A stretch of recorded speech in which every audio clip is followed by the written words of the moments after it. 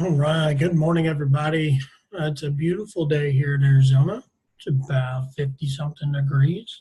Can't complain on the 2 days till January, so it feels real good. I decided to make a video taking a page out of Gary Vaynerchuk's book of put out more content.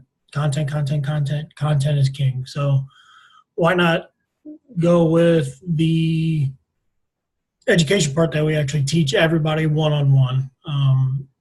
Of course, we would prefer to do this one on one so we can actually talk and communicate with you. But we can still get the same point across by putting it out there and letting you guys see it, and then maybe we'll have a conversation later. So I'm going to go ahead and jump into it.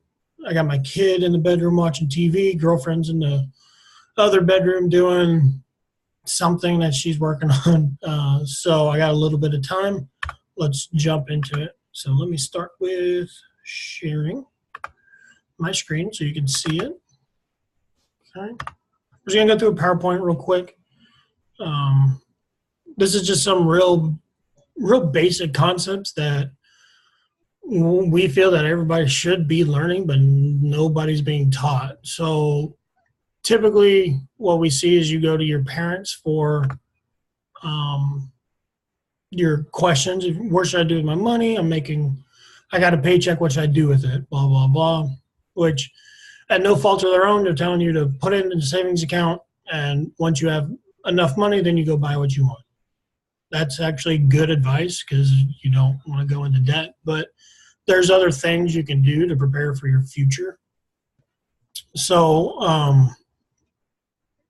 they weren't taught this stuff. Your grandparents weren't taught this stuff. So if we can teach you, you can actually change your entire family tree from here. You can change the future of your entire family, your future. Let's jump into it. This scene here, this is typically we'd ask you at this point, hey, does this building look familiar to you? It's, well, in the finance industry, it's a iconic building. But most people don't know, haven't seen it. But most people can recognize the skyline, which is San Francisco. This building here in the middle is actually the Transamerica building. Okay, it's one of the largest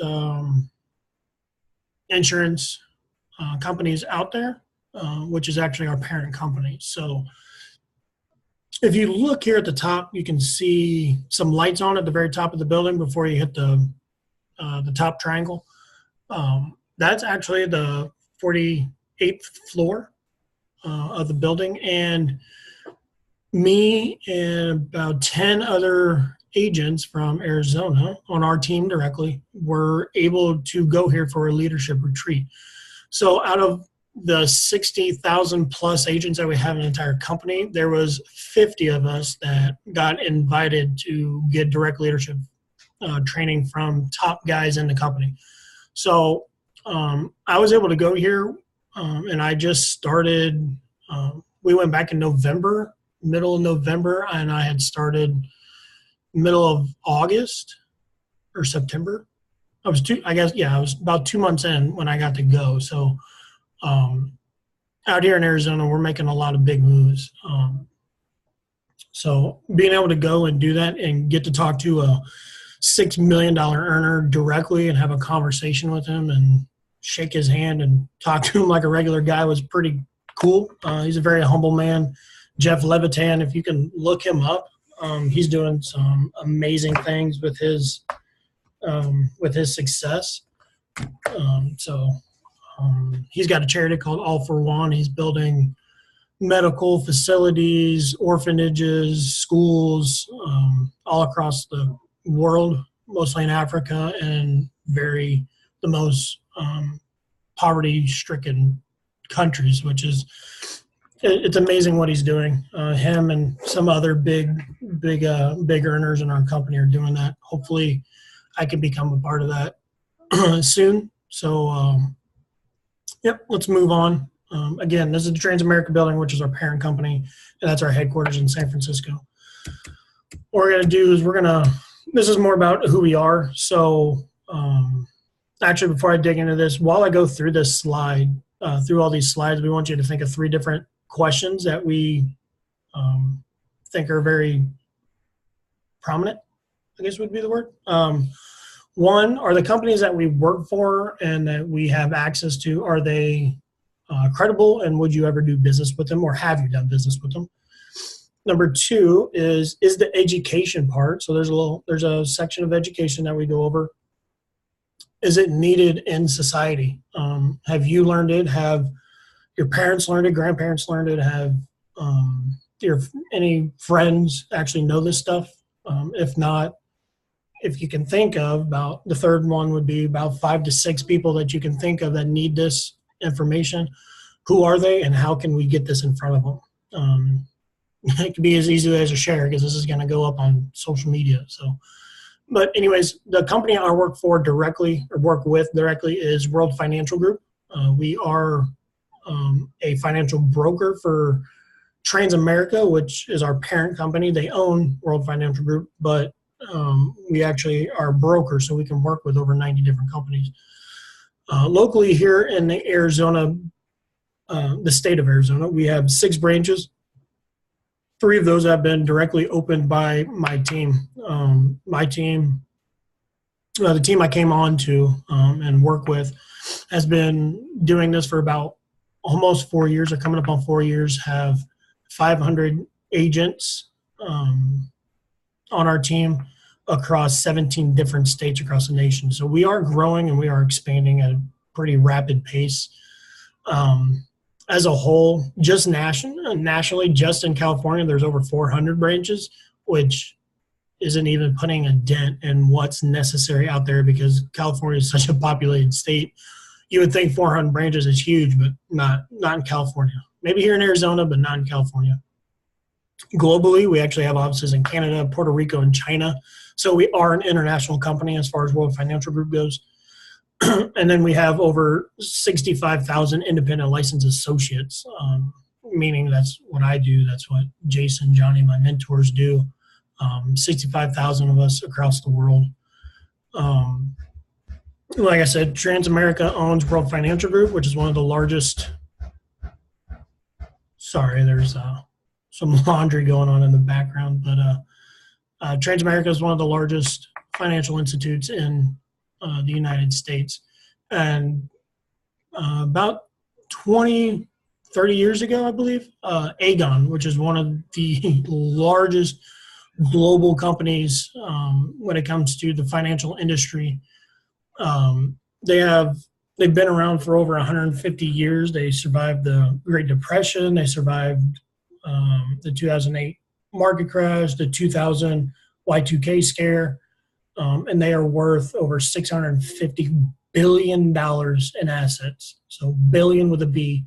To try to kind of put that in perspective, if you put Nike, Google, and Amazon, 3 pretty large companies here in the United States, if you put those 3 companies together, they wouldn't equal nowhere close to $650 billion in assets.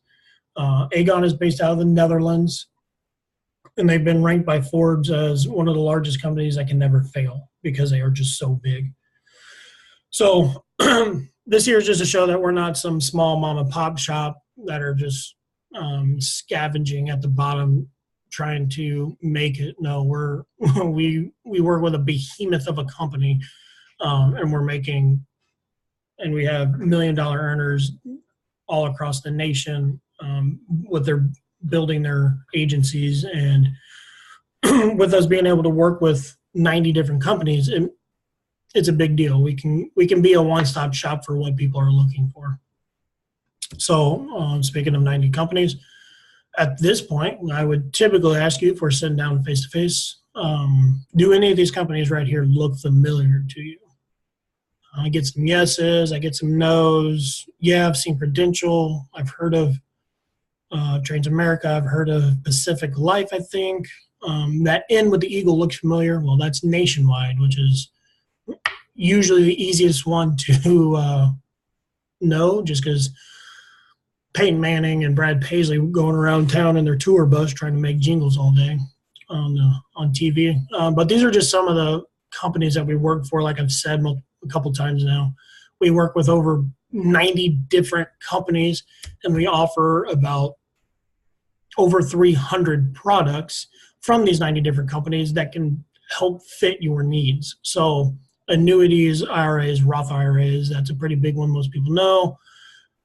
College funds, your 529 plans, people have heard of those. Mutual funds, your 401ks, term and permanent life insurance. We can be a one-stop shop for investments or your insurance needs. So part of what we do is we make a custom plan for you. If you come to me and you have X, Y, and Z goals, instead of, if I'm working at, like, let's just say State Farm as example, if you work at State Farm or you have products with State Farm, they're a great company. The only thing I'm going to say is that if you go into a State Farm company, the only products they have are their products. So you go in there, they take a circle, and you have to put them in a square. Okay, their products is a square, and it doesn't always fit, but they force you into it. They make you fit into their products. What we do is we can take you, the circle, and put you in a circle and make it a nice, good fit. That way you're getting the best bang for your buck, and you're going to be able to reach your goals and what you're wanting to do. Okay. Typically I'd ask any questions, but since we're online, we can't really talk. If you ever have any questions throughout this whole thing, go ahead and jot them down. I will give you my email at the end of this so that you can write me an email. I'll also give you my phone number. Preferably send me a text just because it's easier, because everything I'm doing, I'll reply to your text quicker than I'll probably answer your call. If you do give me a call, just leave me a voicemail, no big deal. And I'll give you a call back as quick as I can. So now that was kind of who we are and what we do. Now we're going to roll into the actual education part. This is what we focus on, the education piece. At this point, I would typically ask you, as a generic question, would you rather have high or low interest rates? Go ahead and think about it. If you want to, write it down on a piece of paper. Okay, so I've had you give you a little bit of time, give you a couple seconds so you can think about it. So this is a very generic question, and it's very vague on purpose. So typically this is where we want to see where your mindset's at, because this is where we can kind of piece the education to who you are. But anyways, most people, when I ask this question, they immediately, right off the bat, they say, I want low interest rates. Why would I ever want high? Well, you aren't wrong. You are correct. Okay, both answers are correct. You do want low and you do want high interest. But the perfect answer is, well, Tyler, that depends. Am I paying back money or am I making money? And that's correct. So if you are getting a credit card or a car loan or a mortgage, you want the lowest interest rate possible. That way you pay less money. Now, on the flip side, if you're investing your money, putting your money into a stock or into your 401k or into index accounts, you want the highest percentage interest rate as possible. So what we're going to do, I'm going to show you some examples of a person putting $10,000. So a 29-year-old putting $10,000 into separate accounts, never putting more money into them. And just by the interest rate, compound interest, we're going to show you how long it takes you to double your money. So that's what the rule of 72 is. It's an equation that Albert Einstein came up with. So what you do is you take 72, you divide it by the interest rate, and that gives you how many years it's going to take for your money to double on itself. So 72 divided by the 1%, so just one, it gives you 72 years. So that means at 29, you have $10,000. At 101, you have $20,000. Now, I would ask you, is that good interest rate or is that terrible? Yeah, well, most people would say terrible because it is. It's going to take you 72 years for your money to double. That's not very effective. Now, on that note, if you have a checking or a savings account, did you know you're making interest on that? You do make interest on your checking and savings account. But do you have any idea what the interest rate is? Do you think it's higher or do you think it's lower than the 1%? No. Most people say, yeah, it's about 1, maybe 2. I've had somebody even say 5%, which tell me where your bank's at. I will sign up today if I get 5% on my savings. But no, the actual national average is anywhere between 0.02 to 0.06% interest, meaning your money is going to double.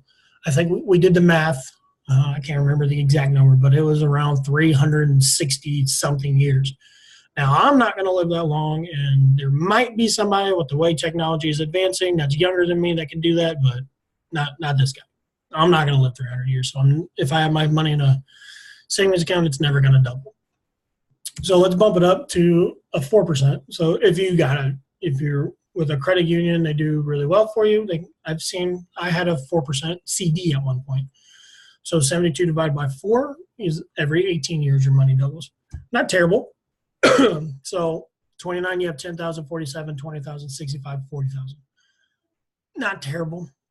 Not bad. At 65, so the significance of the age of 65 is retirement. So most people think of the age of 65 as the day is when they can retire. So there's a whole story. I'll get to it here in a second.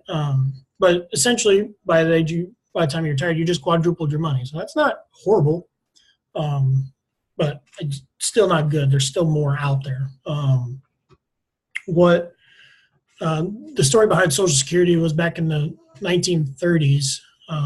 The government decided, hey, you guys are working hard,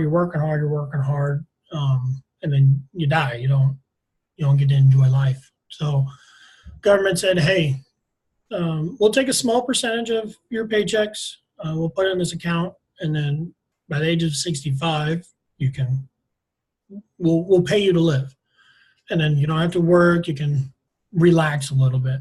Well, back in those days, well, first and foremost, when they first started it, the life expectancy was to live until you're 62. So most people still didn't even get their Social Security at that point. But fast forward a couple of years, 68, you're 60 at 65, you retire, the life expectancy went up to 68, so you got a couple of years to live on. But if you look at the system, back then it was, I believe, about 40 people paying into an account for every one person taking money out. So it was a very effective, very good system back then.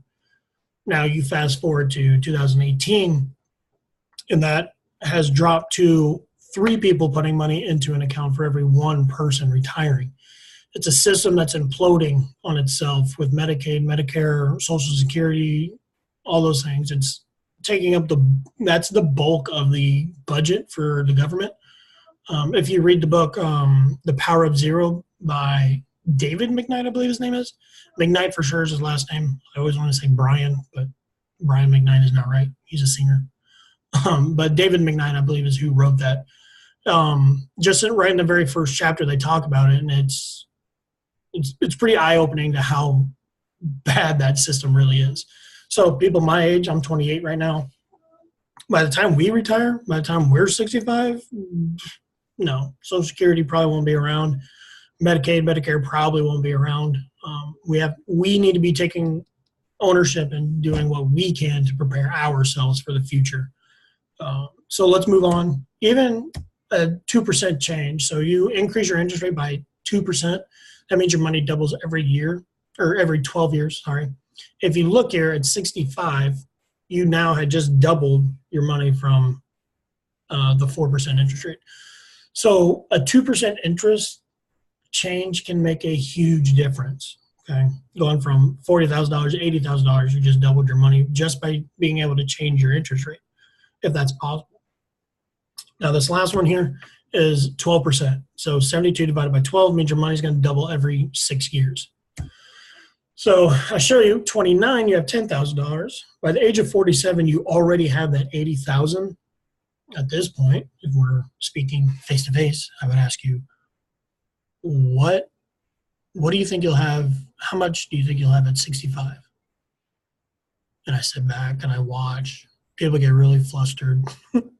It's people don't like doing math right on the spot, but it's okay. I didn't know this answer. None of my mentors knew this answer off the top of their heads. But the big answer we get is $160,000. I mean, no, not even close. So you look here. Yes, you have $160,000 in the next 6 years, but at 65, you have $640,000 sitting in your account. Okay, this is getting 12% interest year after year after year after year. Now, what we see the banks doing. So this is how. So everybody kind of trusts the banks. They get their advice from the banks. The banks are a business. They're going to do whatever they can to make as much money as they can. So they say, hey, Chelsea, you've been such a great customer. Let's give you a let me give you a CD. Okay, we'll use a CD again at 4%, which that's for a CD, that's actually a really good rate. You come back at 65, I'll write you a check for $40,000, and we'll call it good there. You say, yeah, okay, not bad, not terrible. Hey, I just quadrupled my money and I didn't have to do anything. Well, what the bank does, because they know these things, they know compound interest and how it works, and they know the rule of 72, they go find these accounts and they invest their money in 12%, even 18, 15, 25%, 36% interest rates by giving out money for cars, for houses, for personal loans. The average personal loan is about 18 to 26%. So they go and they give out all this money. They invest the money they just took from you. And even at the 12%, by the age of 65, they have $640,000. They're going to write you a check for 40 and walk away with 600. That's a huge ripoff. The bank's not in your favor. They don't want you to do well. They want to do well, and they just want to hold on to your money so they can do what they want with it.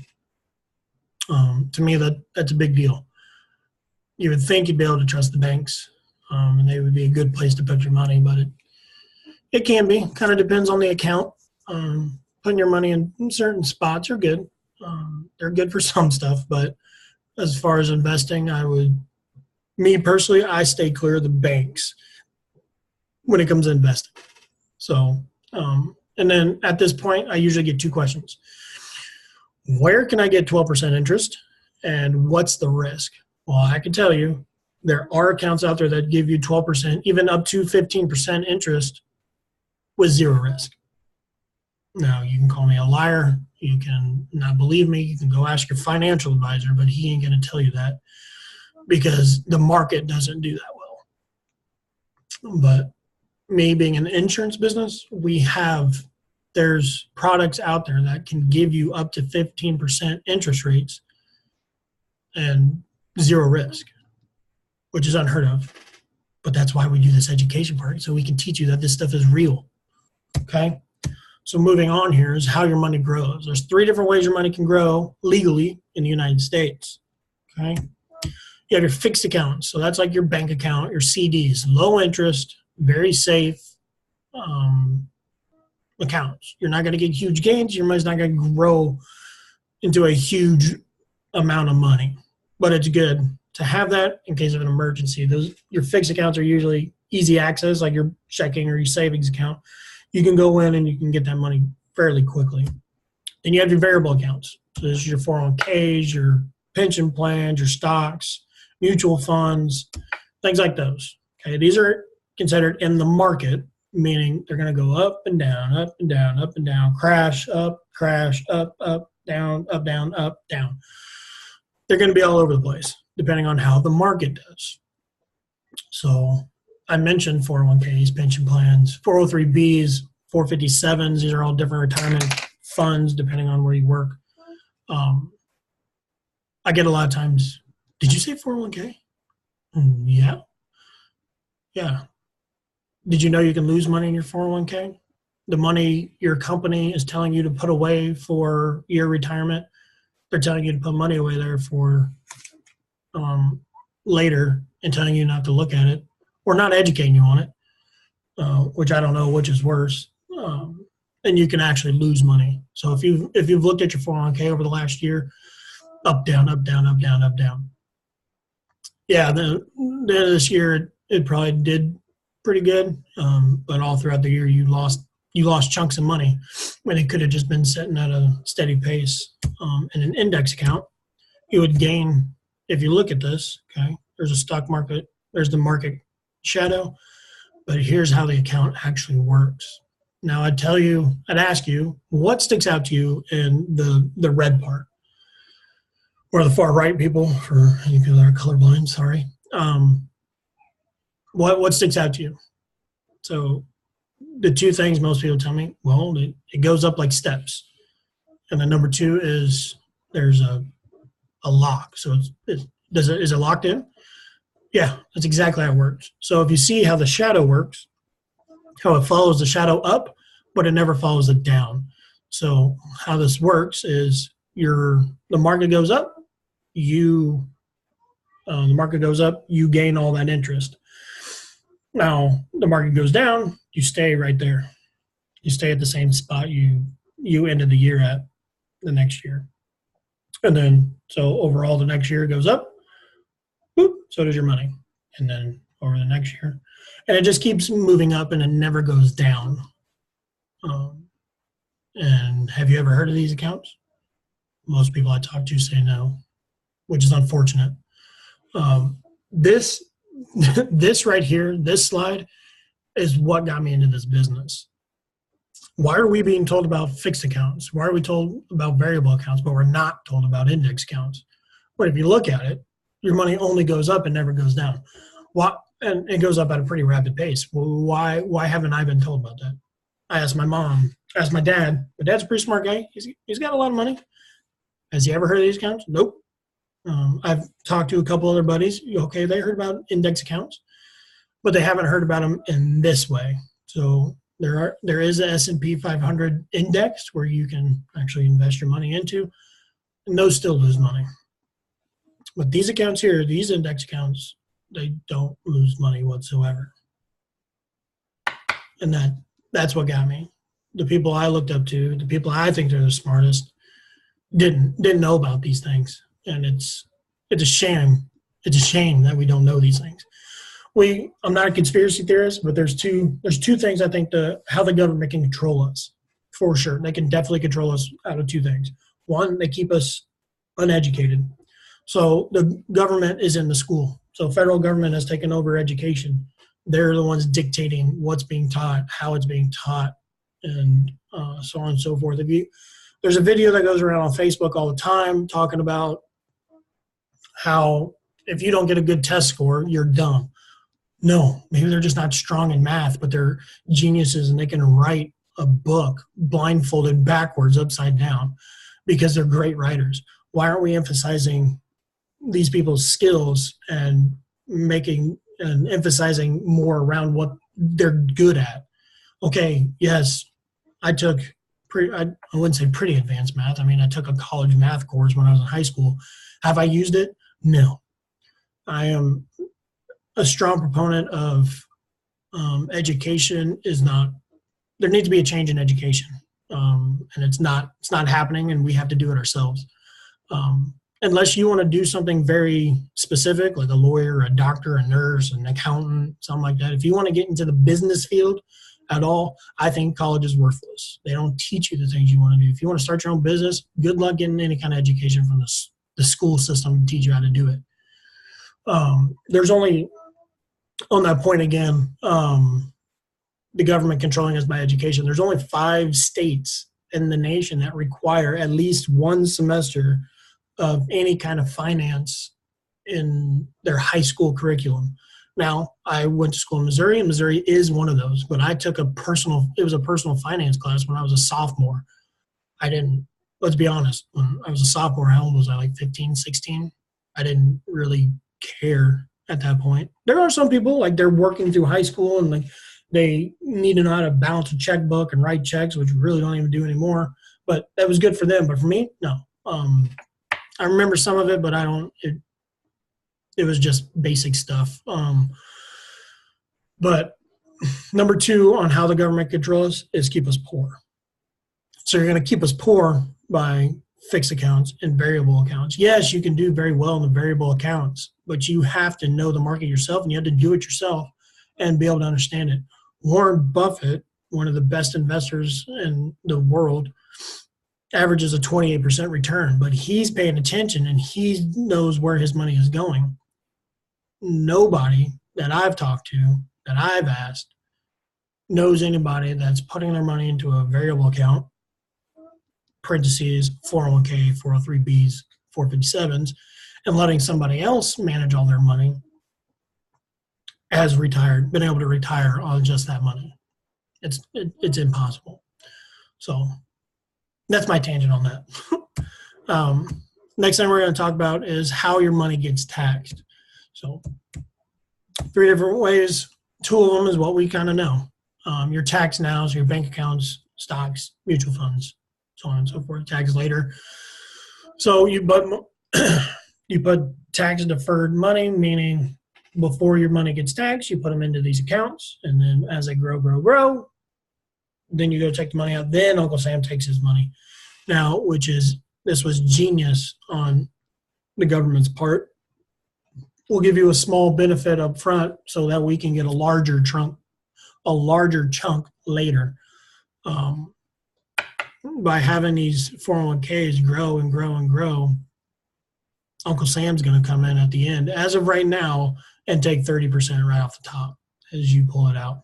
If you were to retire today, that's how it was. But if history has anything to tell us, we've actually had the highest tax bracket has been up to 93%, I believe, right above 90%.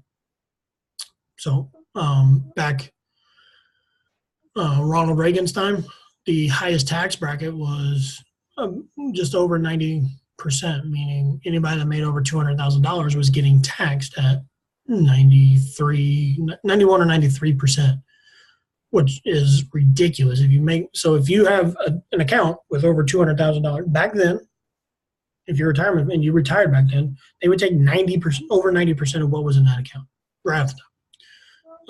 That's just, in today's market, it's 30, which is some of the best tax rates we've had since taxes ever started. But if you read The Power of Zero, you can see that our taxes aren't going to stay at 30% very long. They're going to eventually move back up. So it's just math. Break it down by math. Read that book, The Power of Zero by David McKnight. It's pretty eye-opening. But then you have your tax advantage accounts. So these are your Roth IRAs, your 529 plans, your cash value life insurance. So these are accounts that you're taking after tax dollars. So you get your paycheck, and now you're putting your money in these accounts. So you've already paid your taxes up front. Now, as these accounts grow and grow and grow, Uncle Sam can't touch it. You've already paid your taxes on that money, so he doesn't touch it. Now, this is kind of how you get into that 0% tax bracket in retirement, which is the power of zero. So now our solution. So this is kind of it. That was the end of the education part. But this is where we can actually help you, okay, with your cash flow. You can earn extra income. Do you need to manage your expenses? Proper protection against loss of income, protect your family's assets.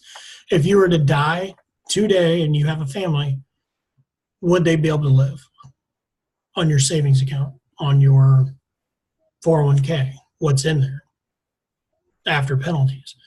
Would your house go up in foreclosure? Would your cars get repoed? That's kind of the things to think about when we talk about proper protection. Your family's assets, cars, houses, any extra things. And to figure this out, we use the dime method, meaning your debt, your income for 10 years, your mortgage, and